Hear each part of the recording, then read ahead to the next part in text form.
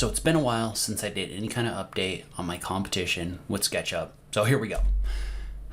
It's not going well. Now, don't get me wrong, things are happening. So Aaron saw my challenge. He even responded to my challenge on the SketchUp channel, and he upped the stakes. Now, if I can pass SketchUp by Basecamp in subscribers, Aaron's going to wear the SketchUp Essentials is #1 t-shirt to the big party that everyone's going to go to at Basecamp.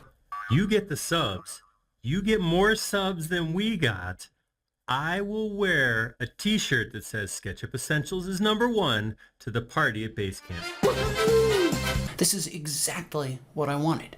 I would love for Aaron to wear this t-shirt. I think it would be amazing. However, we have a problem. So I went through, I ran some numbers. I know you guys love spreadsheets. I know that's why you're on the SketchUp Essentials channel. So you can just take my word for it when I say we're not where we need to be in order to win this challenge as of right now. So this is a little bit of a problem, because what if we make this t-shirt and then Aaron doesn't have to wear it?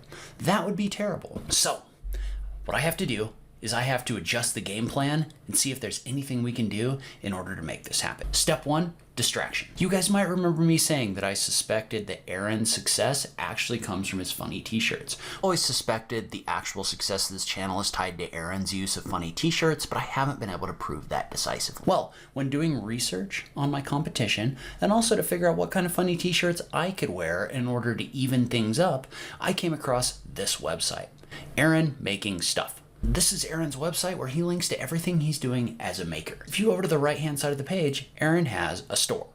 And he has a store where he actually sells t-shirts that are like the ones he wears on his website. So I was looking at these shirts thinking maybe the secret is these specific shirts that Aaron makes. So I was clicking on these and looking at them, and I came across this note right here, which says handmade. What does handmade mean? That means Aaron is going to have to make the shirts, I think. So what can I do? I can buy multiple shirts from Aaron in order to overload him to distract him from the competition. Hopefully, if I can distract Aaron by making him make me t-shirts as soon as possible, I can kill 2 birds with 1 stone.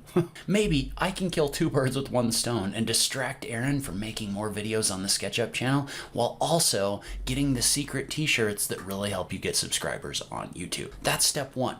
Step 2, next week, cutting edge. Because I've been asking myself, what can I do that Aaron can't do? Well, on the SketchUp channel, they're covering a lot of things having to do with SketchUp.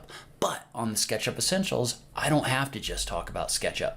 I can also talk about other programs that we can use SketchUp with. So next week, we're going to be talking about some cutting edge stuff, talking about how you can use SketchUp not only within the program itself, but also with things like Unreal Engine, within the NVIDIA Omniverse, which by the way is super cool. Nobody quite understands what it means yet, but I'll explain it. You're going to want to be around for those videos. Plus, we're also going to talk a little bit more about how you can integrate your SketchUp models with Blender, which is 100% free, and not only is a great modeling engine, but also has built-in rendering and animation capabilities as well. So we're going to talk about things that SketchUp can't get into because they're focused on a singular program. So step 3, we're going to continue our 30 days to learning how to model in SketchUp series so that I can make sure that I'm equipping people to be able to create 3D models in SketchUp.